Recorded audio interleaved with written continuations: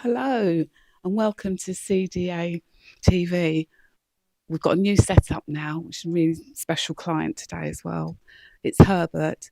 He's been involved with the deaf mental health as part of the NHS for over 30 years. He's also done some campaigning and lots of different voluntary work as well. So first I want to say welcome to Herbert. Thank you. How are you? Very well, thank you. So you came to Cambridge and Peterborough recently to deliver fantastic presentations linked to your work in Indonesia. The community, the feedback we've had from them, they were just amazed. It was amazing.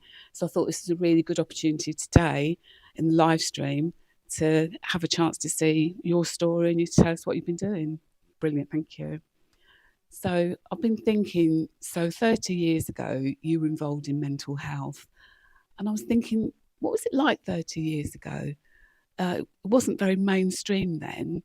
So how did you get involved in the first place? And especially with deaf mental health, what happened? Well, before I joined the mental health service, I never thought about working in mental health. I was working as a carpenter at that time. And one person said to me, do you want to work in mental health? And I thought, no, absolutely not. But he asked me again, and I thought, I'll have a look just for fun. So I applied for a job, and I was actually surprised that I got the job, and I started working there. And I never came out. 30 years later, I was still there. So, your first role in mental health, what was it? What was the first thing that you did? Well, it's the first time the deaf were allowed to work in NHS. There were three of us deaf that started working there. And they sort of said, can you work professional in mental health? How can you work?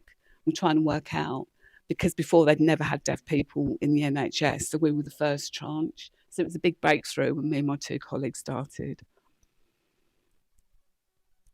So you've been involved in campaigning for deaf mental health. So I was trying to do some research about you, and you're really well known, and you've been involved in so many things over the years. Can you clarify the different things that you have been involved in, just to let the viewers know?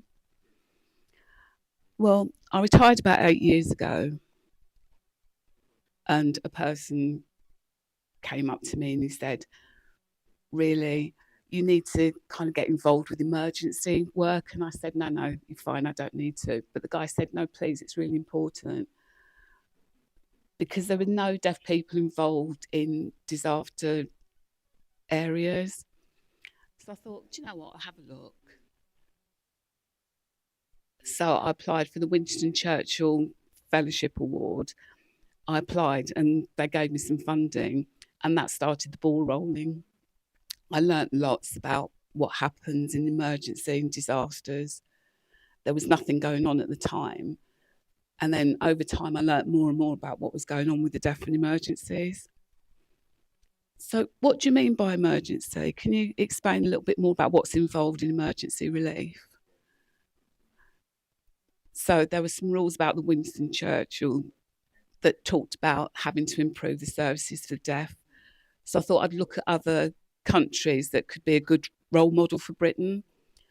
I saw in America that was a good example of what they can do. They have a lot of work working with the deaf. And I thought I should learn from America how we can work for emergency relief. So their group looking about emergency relief. So obviously you know that in America they've got problems with the weather every day.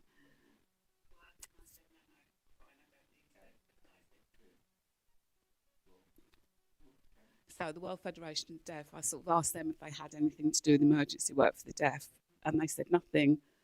They didn't have anything. So I was thinking, how can I start to find out how to improve emergency services?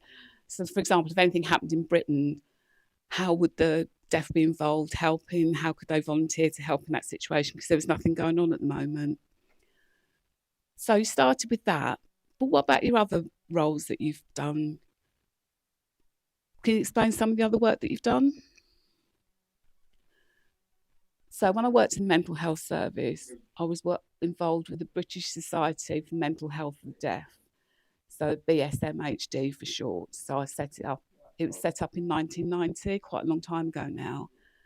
And it was important to research how to improve the access for deaf people. So then looking at Europe, we linked up with Europe and the mental health services for the deaf there. And then the third area we looked at is the World Federation for the Deaf, the WFD. They had two different groups, one called the DRR, which is disaster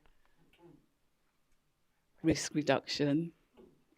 It was new for them at the time. And the second one was with Remark. And I thought at the time that was enough for me to be involved with. So you're actually, although you say you've retired, you're still working every day and you're still busy every day. Yeah. I never thought about having a retirement plan. That's something you can teach me, really. Yeah, it's called retirement, but really, most people think it means you stay at home, do your gardening, just pottering about. But that's not for you, is it? You roll your sleeves up, you get involved with lots and lots of different things. So you were involved in a project. Can you explain what was involved in that? So if I go back to, remember I said before, the person who spoke to me about getting involved in services, he was working for the WHO, the World Health Organization, and talking about emergency. And I kind of said, well, where's the service for the deaf? And I found that quite disappointing. So again, with the Winston Churchill Fellowship, I was told I could choose one country. I couldn't go all around the world. So I thought, well, which country should I pick? I had no idea. So then I found Indonesia. I thought, why Indonesia? I thought it was small. Like, I thought really it was Bali, that was Indonesia, but I was so wrong. Bali is just one island in a huge area that is Indonesia. Yeah, I've been to Bali twice myself. But really, Bali's like its own. I thought Bali was like its own country, but then I realised, no, there's over 17,000 islands that actually form Indonesia. So your project, why did you decide to go? What was the situation there? What was the story there? Can you explain? So again, going back to the Winston Churchill, it was looking for where disaster relief in where emergency services go when there's a disaster. But in Indonesia, there's a lot of natural activity. There's volcanoes, there's earthquakes, there's tsunamis, and it has everything's going on. So have you heard of the Ring of Fire? It's a line that's formed, if you think a map of the world, there's a ring that goes around the world. So I sign it this way because if you think of the map being flat, it's not really clear, but this 3D representation of it, and the edge of your hands, that forms the Ring of Fire. And Indonesia is on this bit here. Japan and South America are here on the globe, and the UK is just there, and it's nowhere near the Ring of Fire. And that area, the Ring of Fire, there's a lot of movement all the time. There's earthquakes, and that's why I chose Indonesia. To see if I could find out information, what it was like and how I can prove it, and that's why I decided to go there. So you were involved in that through the WHO, is that right? Through the World Federation of Deaf? No. For me, it was like a new experience. There was no information about anything there. So I chose Indonesia and I went there. And I started there by learning what happened, their real life stories, how they can access. So I listened to their experiences and started to write it down and told the World WFD that they needed to set something up there. But there's lots of different countries that have earthquakes, wars and stuff like that, but don't have the DRR. So for situations like earthquakes, wars, and even COVID, for example, that's a disaster. So it was a way of looking at models and how we can use models from some countries to help other countries improve. So when I went to Indonesia, I worked with lots of deaf organisations, built up relations, learnt their way of doing things. I didn't want to change their way of doing things. I didn't want to go there and teach. I wanted to go there, join with them, and work with them in order to make change. And also, they know more than me. They can make recommendations about different areas to go to as well. And also, they had experience of earthquakes, tsunamis. So they'd tell me where these things had happened. I'd go and find out what was happening in those areas. So all over the world, you know, it's really big, but Indonesia, it's the 4th largest population in the world, which means, you know, there should be a lot of deaf people that live there, right? So do you know roughly how many deaf people live there? How many, do you know? So in Indonesia, it's not, you know, it's not just Bali, like I said. So there's 17,000 islands. So, you know, some are a little bit bigger. You know, one's as big as America, but it's very long. But so there's 300 million people that live there in Indonesia.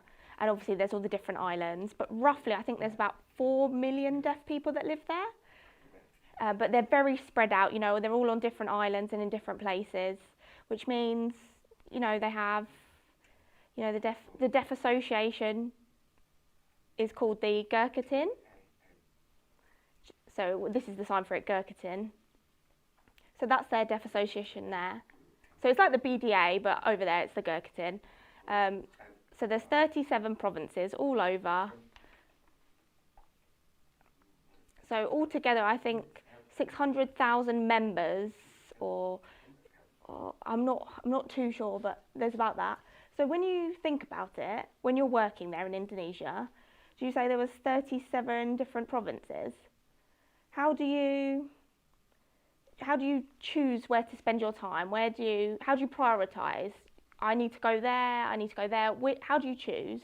And do you think about, for example, maybe the 2 places you need to go are very far apart? Do you find they're very similar, or do you find when you go there they're really different? So when I first arrived, I wanted to have a look, and I did a bit of research. So I went to Jakarta.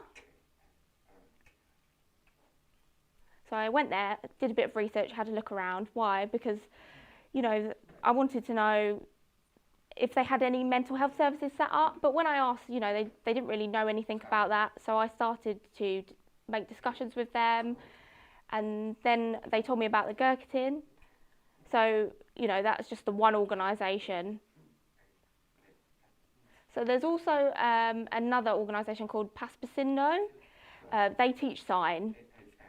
It's not like BSL, it's different. It's called Basindo.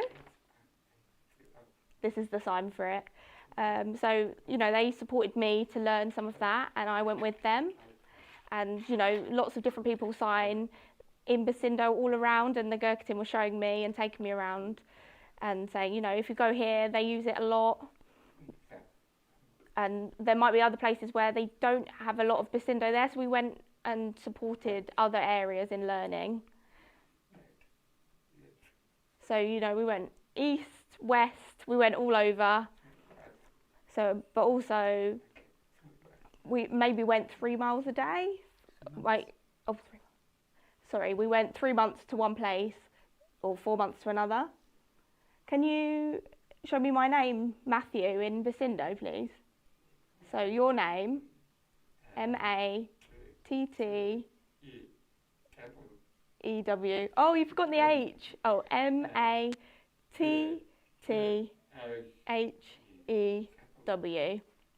Oh, that's so interesting. It's a little similar to BSL.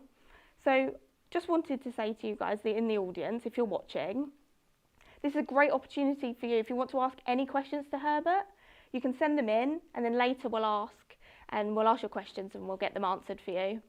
So just to go back slightly, when you were in Indonesia and meeting lots of people, they didn't really know much about mental health. Did you feel like you needed to teach them little by little, or what did you do? How did you set it up? Did you feel like they had good or bad mental health? How did you feel they were? So there was me and a couple of other people, and I started with PowerPoints, and, you know, we had a plate. So it was very visual, so we could say, like, the plate was a face, And so we would draw on like a smile or a sad face and like their internal feelings. What was it like? So did the smile show your internal feelings that you were happy, or if it was a sad face, it said that they weren't really feeling great within themselves?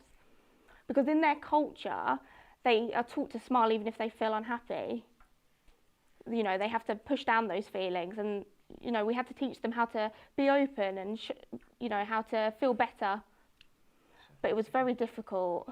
You know, they feel like they can't because of their culture, but we had to try and teach them to open up and encourage them. You know, it's okay not to be okay, and it's okay to feel sad, it's okay to cry.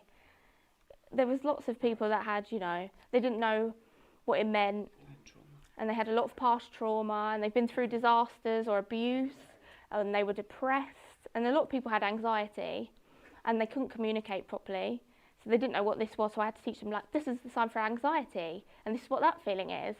And like, this is the sign for trauma, and they're saying, oh, I can't sleep well, is that because of this, or my trauma? And they were learning from us, and we were learning from them at the same time. So we, you know, set up a plan and helped them open up little by little. It was a slow process.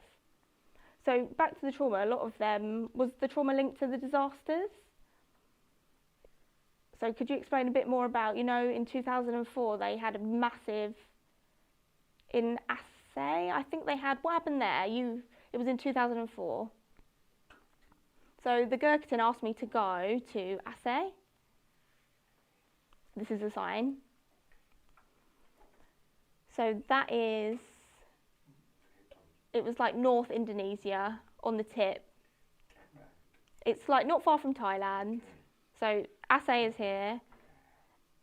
It's right on the tip, and then opposite Thailand is here. So there was a big earthquake under the water. It was a 9.5 on the Richter scale, I think. 9.5 is huge. 9.5, what does that mean? Is that... So, you know, there's a scale of earthquakes, and this was on the Richter scale. It's a measure they use. It was like almost 10. 10 is awful, really, really bad. And so it created a huge wave, which is called a tsunami. And in Aceh, it's obviously right on the tip, and it completely took over the whole island. So 2,266 people died there. And the wave just completely destroyed everything there. So I arrived there, and I did a workshop on mental health, but nobody really said anything. So I was talking about, you know, mental health and like the plan. And they were all very quiet, and I felt, you know, there was something wrong. So one of them put their hand up and said they were there, you know, when the tsunami happened, and then lots of them started joining in, but they never really talk about it because they saw it, but they saw thousands and thousands of people die. They saw family dies, their homes destroyed, and they've never opened up about it. This was the first time, the first opportunity they had to talk about it. And I had to, you know, force myself not to go around and hug them all, because it's not normal in their culture to go around hugging everyone and to cry and express. But yeah, it was hard work for me because I was very, very emotional. I've never been in that situation myself, and they had so much trauma and anxiety, and I've never been in a group of people that had that much before. Wow. So when you went there, you did your teaching in Indonesia. Did they learn from you, meaning they can then pass the information around themselves? So your aim is to travel around. What other aims and parts of the project you have at the moment? So you've raised some funding for the workshops. Tell us about that a bit more. So there's not a charity that does this. I had to, you know, walk and ask people to fund me. I did a fundraise walk. So all of us were voluntary. The interpreters, we had to pay for our own travel, we had to pay for the workshops, because they can't afford it themselves when they're out there. We had to provide meals, we'd have to pay for the interpreters for the people in Indonesia, because obviously that was a different sign language.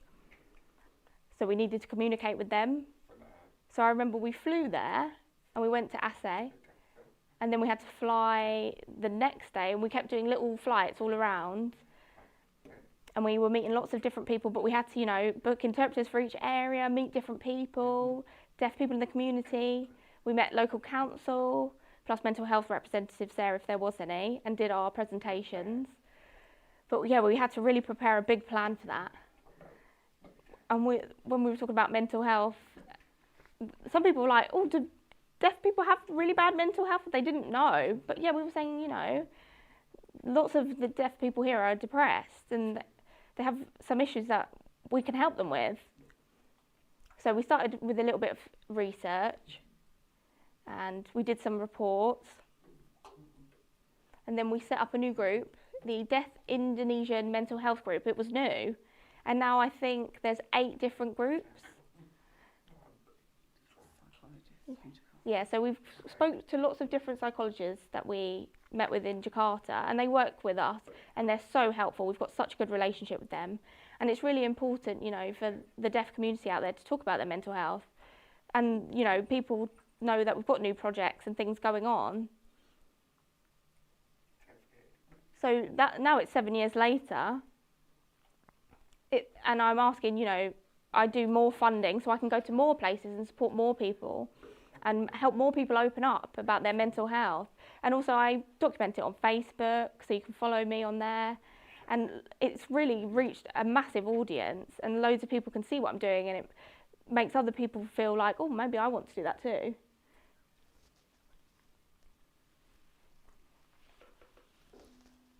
So some audience watching, would you like them to get involved as well? How can you encourage other people? So would you like some of the audience members to get involved in this? What do you think they can do? How can they help you if they want to get involved? What's the first step for them, the first step on the journey of getting involved? Like, where would they go or how would they go about it? I would love to have new young people in the future, because there's always emergencies there every day. Something's happening. You don't know what's going to happen tomorrow. So if a person wants to volunteer, they have to know International Sign. They have to be able to cope with pressure. They have to be able to eat anything. And also the weather's very, very hot. They have to be able to cope with that. They have to enjoy being poor. And if they can cover all those bases, they're welcome to come and join. And I actually hope it's not deaf awareness training, it's really deaf mental health awareness, and it's important to understand the difference because it's the mental health element that's really important, so they can offer emotional support for trauma and things like that. So where would they go if people wanted to get involved? Is there an organisation that they can contact, or? That's a really good question. It's actually difficult to know where to go. So the WFD has set up a new disaster risk reduction to help with deaf people reducing their effect of disasters to them. So they can maybe go to the WFD. And they have training through a different name in different organisations. For example, the CBN and the ASN, they are various different. They've heard of. So that's a good area to get help from. But I don't know if they have training for volunteers. But I know that different charities have. I don't know which is the best one for deaf to go. So maybe they can choose one and try it out. But I hope the WFD and the UN will set up new things in the future. But I don't know how that's going to work. I just hope it will happen in the future. So the audience, can they contact you directly if they've got any interest? Is that possible? Yeah, possibly. But to tell you the truth, the WFD and the UN and the FDRR, I think it's a little bit overwhelming. They're such big organisations, big names. So if someone actually wants to volunteer, they might be overwhelmed if they're going to such a big organisation. They might feel more comfortable going to you, more on your level. Yeah, I agree. When I first started working in the NHS, deaf mental health, there were no deaf there at all. And I had to go to conferences and speeches just to prove that deaf can work in hospitals, nurses, and things like that. But it was a long, slow process. It took about 10 years until finally it got more widespread. So, the same way, the DRR is a new organisation, and I don't know how to start, didn't know how to start the ball rolling. So, I had to kind of get in touch with various people and give them ideas on how to do things. And the group has developed, but I just had to tell people things and how to start. I wouldn't be sure how to do that. So remember, if you've got any questions, now's your opportunity to ask. You can go through anything. We'll go through the questions. It doesn't have to be linked to DRR. If there's anything you want to complain or anything you feel strongly about, Herbert will be happy to answer your questions. If you want to know, you can ask him anything. Yeah, that's right. You're welcome to ask me. So one thing I spotted in your experience, so in November, you're going to go to Indonesia again? No? First I'm going to Malaysia and then South Korea for the first time training about mental health. I've never been there before. And then the third place I'm going is back to Indonesia. So you're going to Malaysia, South Korea, and then you're going to Indonesia to talk about mental health. So is that going to be the last time you go, do you feel? How do you feel? Like, can you imagine keep going 7 years' time? Like, do you feel the emotional connection that you're going to want to keep going, or how do you feel it'll be in the future? I'll never stop being connection, but teaching, I think this will be the last time because I want to be able to relax and just visit as a visitor, not be working. But I hope through people coming in, I can go.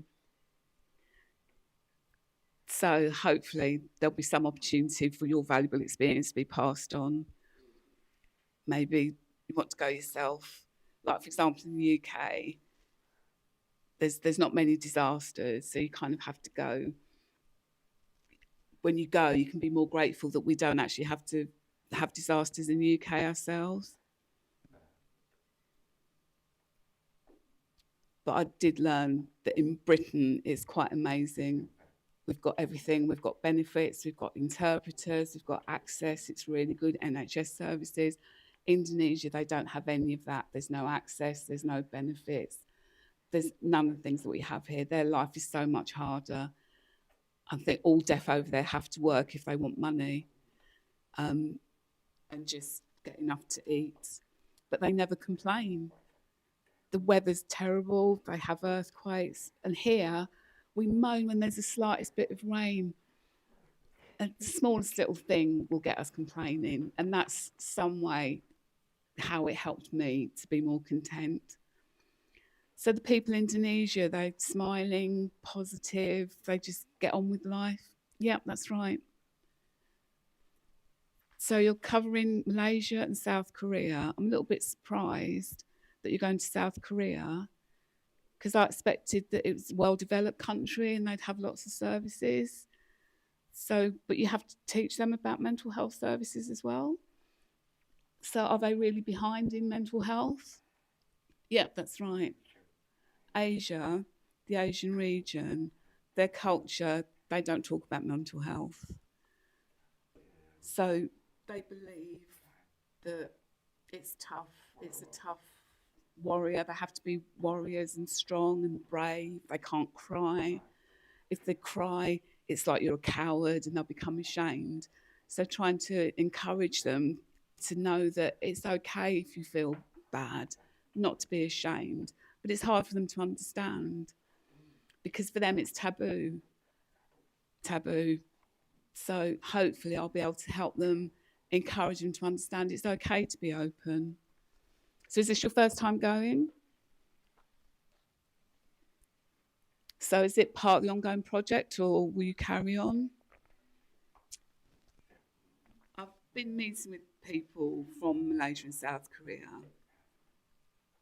because I've heard they want to learn about mental health, and they asked me to go and teach a deaf group, and hopefully that group will develop and change and spread the word.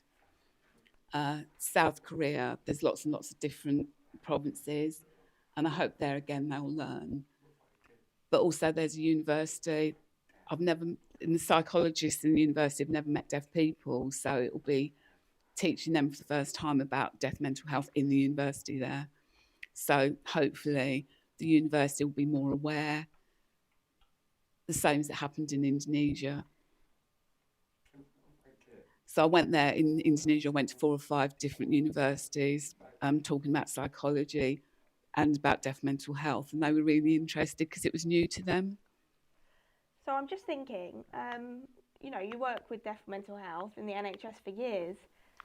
How do you feel now? Because, in the UK, deaf mental health services and education, there's different pathways. Do you feel it's got better? Do you feel that they could still improve? Or do you think they're failing? What do you think? So when I started work, 30 years ago, it was impossible for deaf people to access mental health services. Psychologists in hospitals didn't know how to communicate with them. But now it's completely changed. There's more deaf people can work in the hospitals. There's deaf psychologists. The communication is better. There's therapy that deaf people can have.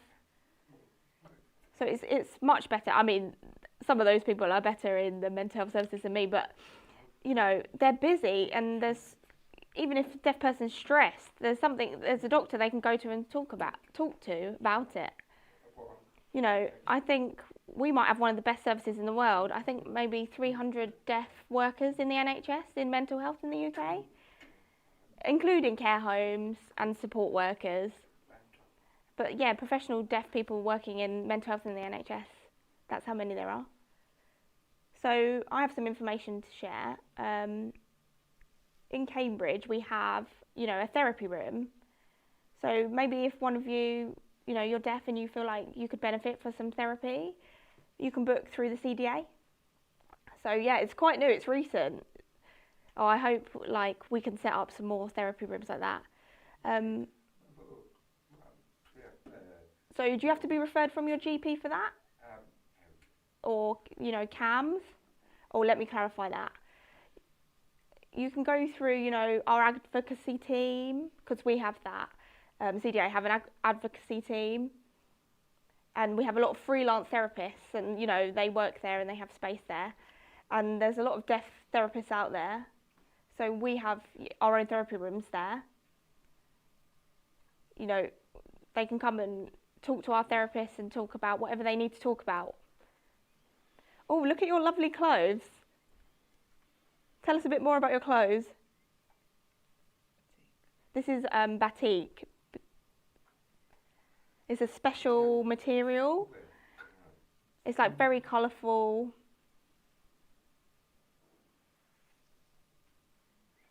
If you have a feel, yeah. So the material's name is batik, is it? Yes. What's it made of? It's Indonesia, they're famous for it.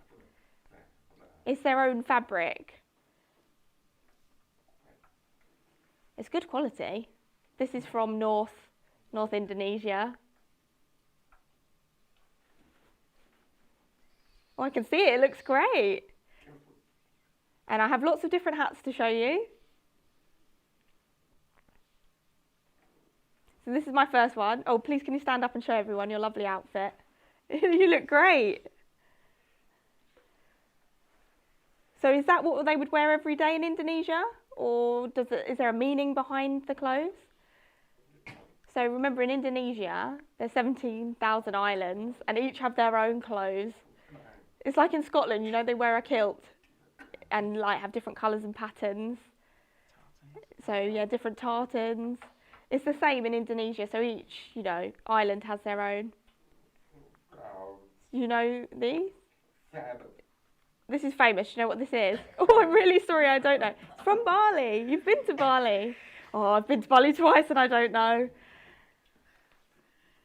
So yeah, this is from Bali, but so So is it from, what's special about that bit? Oh, you know, they have like famous dancing in Bali, so they wear those hats when they do it.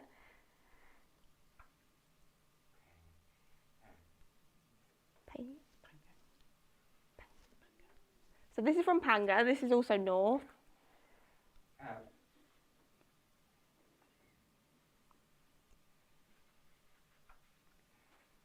Let me have a look at that one.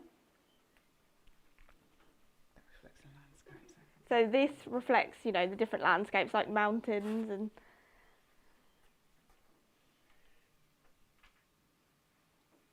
this is another one. This is a special one. This is from East Indonesia. So this is from Papua.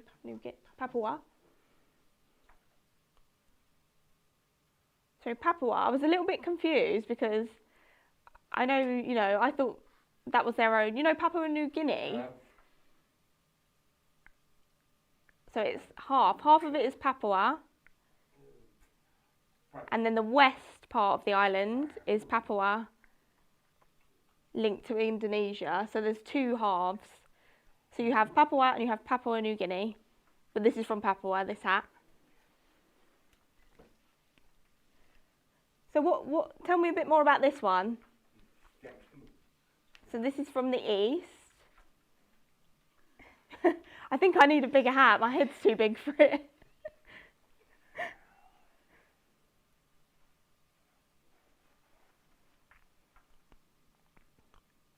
And this is beautiful. I like this one. So this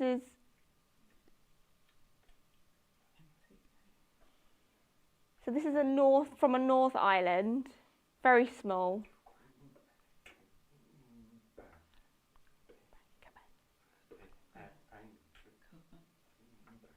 So this is the sign for that island, Kubang. And then I also have this to show you. It's a very nice shirt.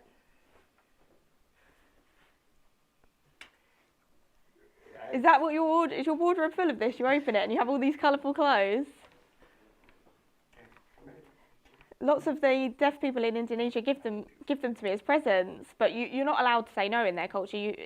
They give gifts as, you know, their appreciation, but they're just wonderful and they're so happy when they give you things, and you know they're really happy when we go out there and teach them about mental health and, you know, help them improve their lives, and they're like expressing their happiness, so they start giving gifts. So before today, you took a lot of photos. I think it's a perfect opportunity now to go through some of your photos. So we'll go through, you know, them one by one. So we'll go. So let's have a look at number 1. So that's where this hat is from, in Papua. So here's the picture. Really.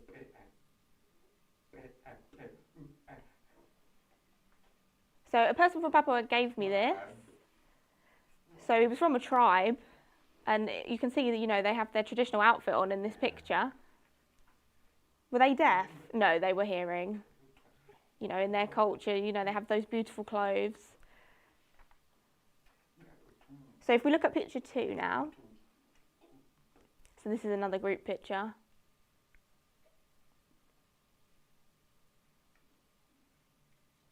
So this is a deaf group from South Papua. They refused to meet me. They refused. You know, I don't want to go with a deaf person. They were scared, and I was like, why? Why? Because you are like an outsider coming in, and they'd never met, you know, a deaf person before. No, never. They'd never met a deaf person before. And, you know, we kept trying and trying. And then finally, we had a breakthrough, and we came together, and we were all talking, we were all asking questions. You know, they'd never seen a deaf person from another country come to this tiny island before. How many deaf people were in that island? Oh, it was only small there. There was no old deaf people. They were all young, maybe under 30. They were very young. Why? Why do you think that is? I think just the way of life there, you know, they brought up through school. They didn't have encouragement to sign, or, you know, they didn't meet other people at school that were deaf.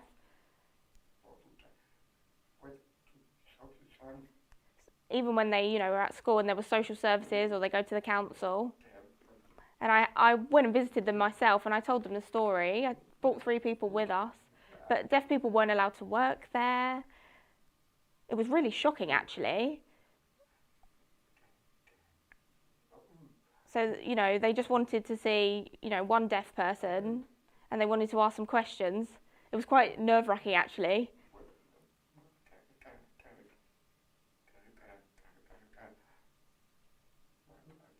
And then I realised after the conversation, they think deaf people can't do anything, but we can. So, you know, I had to start building that confidence and encouragement. So you help develop their confidence step by step.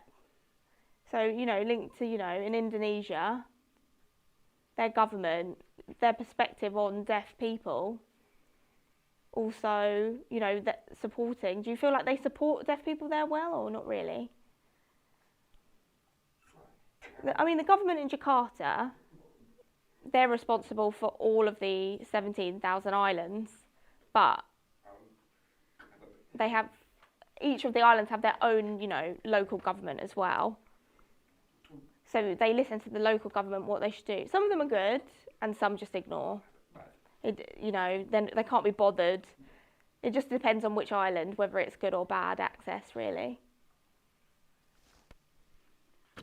So Jakarta, do they rule over the other islands? Do they?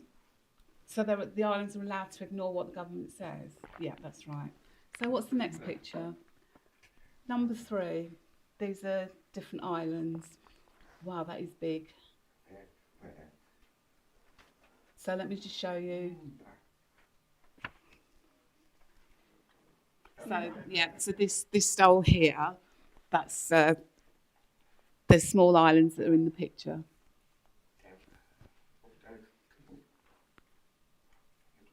So like the deaf support there is mostly, so in Indonesia there's more deaf support in the east or the west side of the country, not in the east. So some islands there's no support at all for deaf. And again, as I said before, all the groups are young people. I rarely saw old people in the different groups. I was really disappointed, actually.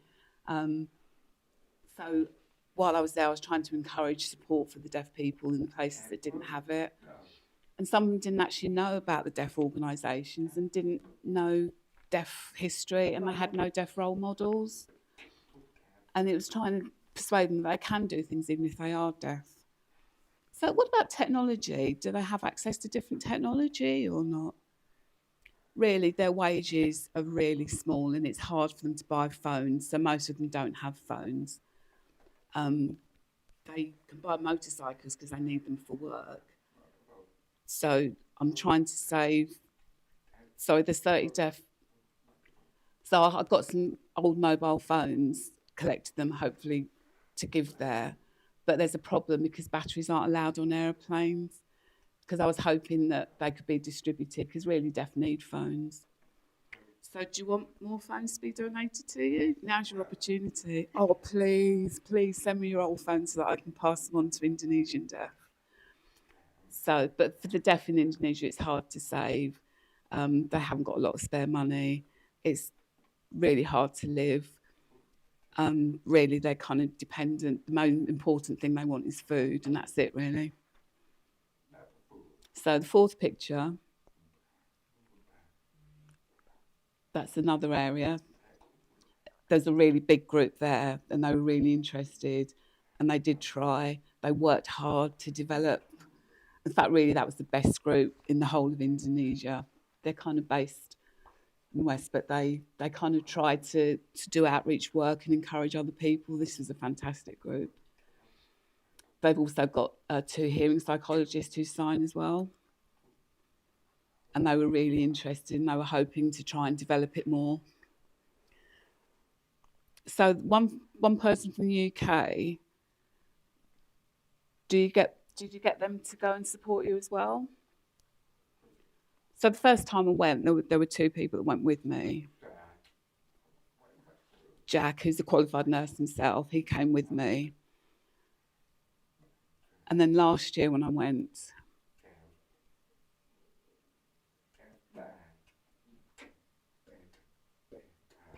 Peter, Deafland UK person, Peter, was the first time he went, came for 1 month. And he kind of videoed things to try and raise awareness of things. So he kind of filmed what real life was like, the poverty there, what the deaf children have to do, and just different parts of their lives. So in Europe, mental health for the deaf,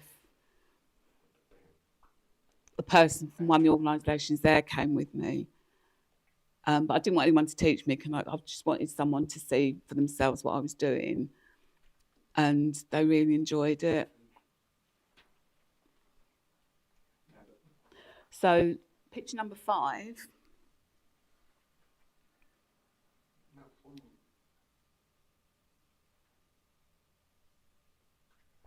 That was the Palu. This is how you sign Palu. That's in North Indonesia. And they had a terrible earthquake in 2008. So the land actually, buildings from the town actually moved into the sea. The earthquake was so strong.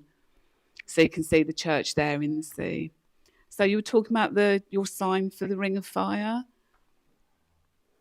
Yes, that's on that line. And that's what happened. The plate shifted and the church got moved into the sea. So there's a group in this picture here. They're from Palu. So the ones in the white shirt. That's on the next picture. So the one on the right wearing the white. She actually went through the earthquake in Palu. Her home at night time, all of a sudden she felt the earthquake. It didn't shake like normal. It just actually rotated. So the earth actually rotated and then sank into a hole. And her house ended up in the hole. Now she held onto a tree for dear life and eventually got rescued, fortunately.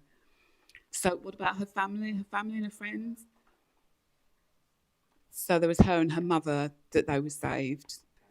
I think there were 10,000 people killed in that area and that incident. And afterwards she refused to go because the trauma was so deep. She just would not go back to the area. She was so anxious. So picture number 7. Can you see? So that lady, her house, same thing happened. She was standing, she could see her house just get destroyed. So she had a road and the house moved round and actually moved into a completely different area from where it had been. So I encouraged her to talk about her life experience because her life experience was so different from mine. So I actually encouraged her to talk about hers because her experience was so much better than mine and so much more important. She was really nervous at first, but she eventually went to South Korea with the WFD. So the next picture, number 9. No, hang on, sorry, number 10. So that's her talking. And you encouraged her to go all that way to South Korea with the WFD to talk about her experience. Wow, yeah, and she did it. So part of your work then really is to encourage more awareness about DRR and different things, yeah? Yeah, and it's important. Why? Because hearing people film and their information gets out there and their experiences are well known. But deaf people have been through the same experience, but people don't realise in it. And they meet me and they become open, they tell me about their experience, and it is so overwhelming, so many bad experiences that they've lived through, and nobody listens to them, nobody supports them, there's no awareness of them. They just assume that they're fine and they'll get on with it. And that was such a big emotional impact on me that I really wanted to show the world that the deaf suffer as well and have no support, have no access. So I did some research through Jakarta University and got people to go through it with me. And 97% of deaf people have no access to mental health, which is just appalling. I think 78% have been experienced earthquake, their lived experience of earthquakes. So who's listening to them? So 78%, that means that they're holding it in, the suffering is held inside, they don't explain it, they don't know where to go to get support. That's right, they just keep it to themselves. They just accept the trauma, live with it. So part of my work was encouraging them to recognise it and to express it and get it out. And just sort of explain to them that their experience, they need to share it with other people, get the word out there so that people are aware of what they've been through.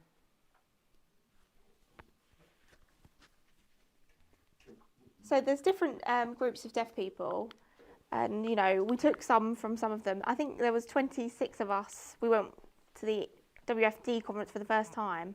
Or what? So all of you went together? Yeah, there's a picture.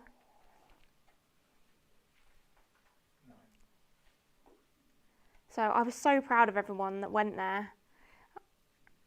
So yeah, some of us were, from Indonesia, and everyone was learning and presenting and, talking in international sign and, sharing and making friends. And there was like a young people group and they were meeting other young people. And I hope it continues to grow because, before, there's an old system in Indonesia, but nobody was ever sharing anything. There was no encouragement to, go out and share. And, for young people now, I want them to have more opportunity to go out and, I want them to be interested to learn and share and develop themselves. And I just hope that continues to grow and there's more change for the better. With your experience there, hopefully in the future that'll all get passed on, all that information and all the connections that you've made. So we're just going to hold for the photos for a quick second because we've got a few questions for you actually. So this is not a question, but so you found yourself, she follows you on social media, so she's just saying she loves following you. So one person said, if they want to get involved in mental health, maybe there's a course for deaf people, where in the UK should they go? Maybe Birmingham University, they have a course. Mental health for the deaf, I actually think it might have closed. I think it closed after COVID. But now, I might have to have a look, do a bit of research. But I know deaf people, there's services like CAMS, there's some voluntary services. They could do voluntary placement. Yeah, they could do voluntary placement, university training to become, a mental health. They don't have to pick to be a nurse or they have to go, an NHS place in specific to learn. But they can go and shadow in the NHS. Oh, thank you. So I've got another question. So when you go to Indonesia and you train about mental health, of course in the UK more people know about mental health and we're quite open here in the UK, but in Indonesia you do your training there.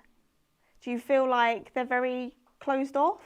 Yeah, they're quite closed off. It's quite a sensitive subject. You've got 90% of them are Muslim, so it's very respectful culture. You've got to be careful as a man speaking to the women in that culture as well.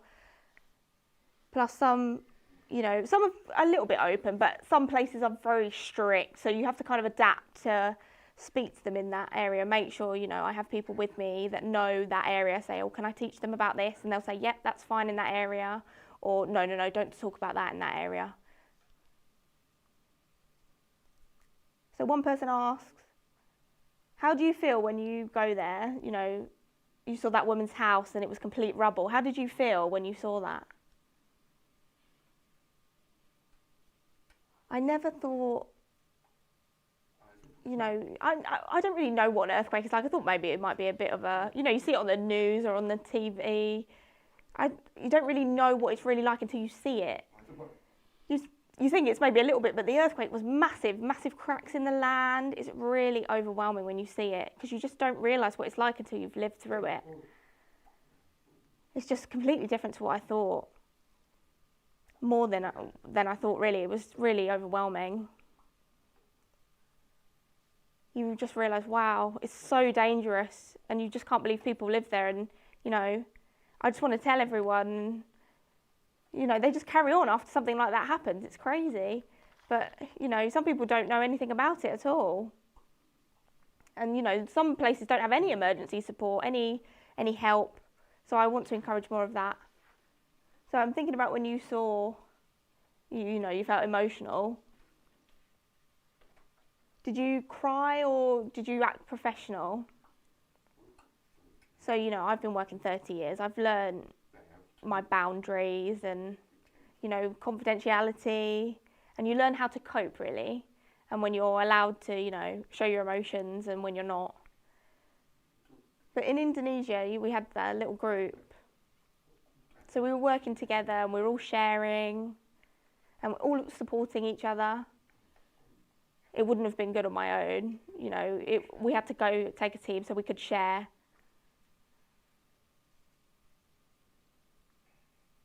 So one person has asked, when you went to Indonesia 7 years ago, you go for a few months at a time, how long did it take you to learn their sign language, the Basindo? How long? I'm brilliant at everything, but I was really not good at that sign. I kept forgetting things, and I had to keep learning it again. I kept asking, please could you show me that again. It was really difficult, actually. I might be wrong, but, you know, in Asia, their sign, is it completely different compared to, like, Europe, or have they borrowed signs? What's it like? No. It's a bit like, you know, the sign for mother and father, like this, mother and father. Oh, yeah, sorry, this is it. Sorry. So you could have mother, father. It's like puff, puff. Oh, sorry. Yeah, so it was a bit different and I kept getting a bit confused. So when you came back to England, did you keep getting confused? Yeah, I did. I kept getting confused and using the wrong signs. So when you went to Indonesia, did you see any disasters happen when you were there? No, when I arrived, I think the disaster had just happened a little bit before, and then obviously I arrived. And then after I left, one happened, but I've never been there when one's happened. I've been quite lucky. So yeah, I've been going for 7 years and I haven't been there when a disaster's happened.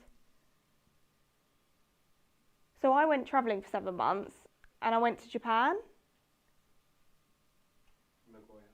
So I went to Nagoya in Japan and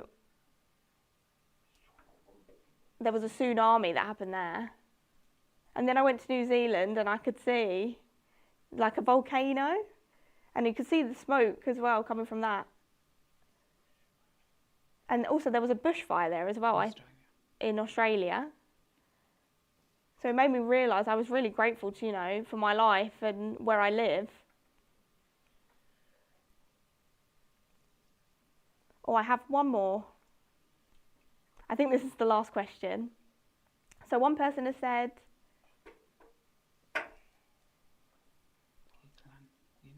so UCLAN, so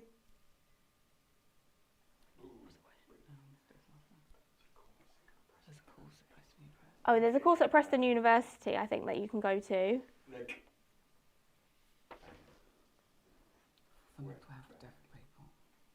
So yeah, the UCLN in Preston, they have a course for mental health, but I've done some research myself. So Indonesia, like with the Basindo, you can meet and you can focus on linguistics, which is, you know, that's great for the research, especially what I did in Indonesia to do with mental health and creating good relationships. So that's probably a good one for the UK. So are you ready? Are you ready to go again? Get ready and learn a new sign language? Or do you think, oh, Indonesia, they have groups that are fantastic and they can sign international, so that makes it a lot easier for me. I have an hearing interpreter that comes with me as well. Yeah, from the government there.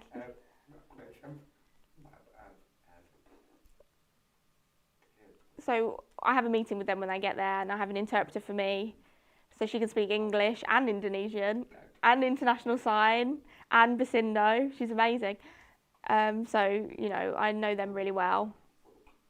So when I started working, I they didn't know anything about mental health and all the jargon that's related to it, or any of the psychology, or, you know, like schizophrenia, sarcasm. They didn't know any of the words. So, you know, we've got involved, grown our relationship with them, taught them all words, and, you know, really learnt from each other and created a great relationship there. Great, that sounds fantastic. I think that's everything. That's the hour up. That's gone so fast. So I'll watch your presentation. I've seen it in Cambridge, and the community really enjoyed it. It was a perfect opportunity for you to share everything that you've done. And, you know, I hope a lot of people feel inspired from watching and seeing it and become, you know, want to volunteer and help. Maybe with you, they could contact you. You know, are you happy with that? Would you like to say anything else? I would like people not to just focus on Indonesia, maybe focus on other countries, because they suffer too and they have wars and, like, you know, maybe diseases that make it difficult for them. Don't just focus on Indonesia. I want other people to be inspired to help other countries, you know, England as well, and Britain. You know, the problem with, you know, Britain, if something happens here, you know, like a flood, who's letting the deaf people know? There's no deaf people in the voluntary teams to help. You know, like the Red Cross or different organisations. I hope more deaf people get involved and volunteer and work with them. So if something happens here, maybe an earthquake, or a deaf person could come with Red Cross, visit and help the deaf person that's been through it. Maybe they've lost their home. You know, they can come and they can sign and really express themselves and get the support they need and the emotional support and, you know, everything they need in their first language, because it can't be good, you know, it must make it worse for them if they can't communicate after a tragedy like that's happened. And, you know, they hold it in and it makes their mental health worse. So like in Indonesia, if you remember in Aceh, you know, they held it all in, and for 18 years nobody said anything. And they saw all those people die, and they saw all that disaster, and when they finally opened up and got it out, they just felt so much better. So I want to see more of that. I want to see more deaf people open up. So I hope that happens. So yeah, I would really appreciate some more support in that. So in different countries as well. Thank you. Thank you for your time. It's been a pleasure to have you here today. Before we finish, Herbert will have a link for his project. So for his Indonesia project, so you can donate if you feel like you would like to. So please feel free to donate, small or a lot, whatever, it doesn't matter. Every little helps. So thank you. Thank you so much for watching. Thank you.